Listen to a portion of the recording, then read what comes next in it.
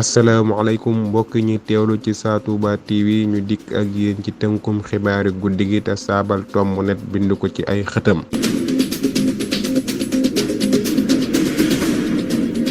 ñu dooree tënkum xibaar rek gàmmuk atum 2022 sëriñ Muntaxa kilifa murid yi yabal na mbooloo ca Tiwaawoon ci njiital rakkam ji di sëriñ Isaaxa Mbàkke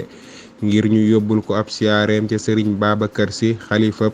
Tijaan yi di sëriñ Babacar Si Abdu dalal na leen ñu wàccante ay kàddu ci turu ñaari xalifa yi.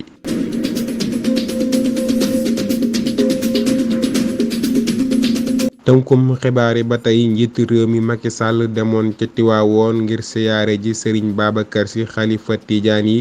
ngir waajtaayu gàmmu gi xamle na fa ne autoroute bi war a jaar Tiwaawoon jëm Ndar dinañu tàmbali liggéey bi ndeem soob na yàlla.